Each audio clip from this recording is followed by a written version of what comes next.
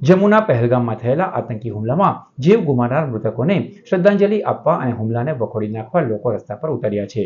ભરૂચ, અંકલેશ્વર, જંબુસર અને આમોદમાં કોંગ્રેસ દ્વારા આતંકી હુમલાની નિંદા કરી અને મૃતકોને શ્રદ્ધાંજલિ અર્પણ કરવામાં આવી। ઉલ્લેખનીય છે કે કાશ્મીરના પહેલગામ ખાતે 3 ગુજરાતી પર્યટકો સહિત 27 લોકોના આ હુમલામાં મૃત્યુ પામ્યા હતા। કોંગી કાર્યકરો અને જાગૃત નાગરિકો દ્વારા કેન્ડલ માર્ચનું પણ આયોજન કરવામાં આવ્યું। કાશ્મીરના પહેલગામમાં આજે બહુ દુઃખદ બનાવ દેશ પર બનેલો છે।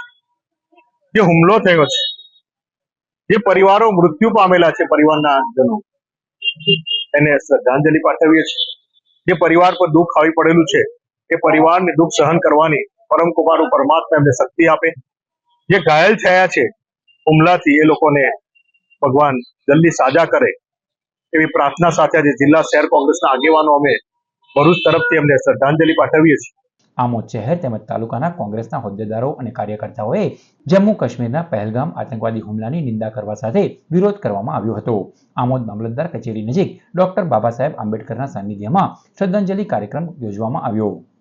આમોદ મામલતદાર કચેરી નજીક ડોક્ટર બાબા સાહેબ આંબેડકરની પ્રતિમા નજીક શ્રદ્ધાંજલિ કાર્યક્રમ રાખવામાં આવ્યો હતો, જે આમોદના મુસ્લિમ અગ્રણીઓ સહિત આમોદ તાલુકા કોંગ્રેસ સમિતિ પ્રમુખ નરેન્દ્ર પટેલ, માજી પ્રમુખ મુકેશ વસાવા, રોહિત માછી, કેતન મકવાણા, મહેશ પટેલ, મહેબૂબ કાકુજી, શકીલ કાપડિયા, સલીમ રાણા, સોએબ કાપડિયા વગેરે આગેવાનો, કોંગ્રેસના હોદ્દેદારો અને કાર્યકર્તાઓ મોટી સંખ્યામાં ઉપસ્થિત રહ્યા હતા।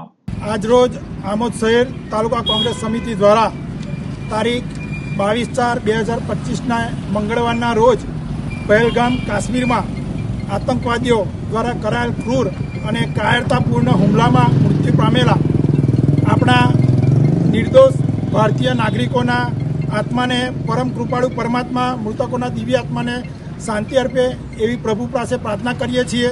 પહેલગામમાં આતંકી હુમલા સામે વિરોધ પ્રદર્શિત કરતા જંબુસરના ધારાસભ્ય દેવકિશોર સ્વામીએ જણાવ્યું હતું કે આતંકીઓને મજબૂત જવાબ આપવાની સરકારની મક્કમતા વર્ણવી હતી। મૃતકોને શ્રદ્ધાંજલિ આપવામાં આવી હતી।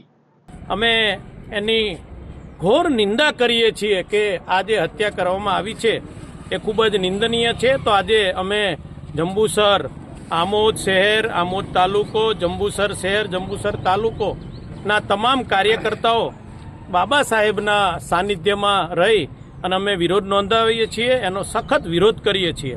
પહેલગામમાં થયેલો આજે મુસ્લિમ આતંકવાદીઓ દ્વારા હિન્દુઓનું જે લોહી રેડાયું છે એના નિમિત્તે આજે અમે અહીં આંબેડકરજીની સામે 2 મિનિટનું મૌન પાડ્યું અને એક મામલતદારશ્રીને આવેદનપત્ર આપ્યું છે કે આ જે હુમલો થયો છે એની સામે મોદી સરકાર સારામાં સારા પગલાં લે અને પીઓકે જે અત્યારે આતંકવાદીઓથી ઘેરાયેલું છે એને સ્વતંત્ર કરે અને આ મુસલમાનના જે આતંકવાદીઓ આપણને દેશને નુકસાન કરી રહ્યા છે એનો નાશ કરે એવો અમારો બધા કાર્યકરોનો એક પોતાનું એ છે એ તમને જણાવવા માટે ભેગા થયા છે અમે બધા।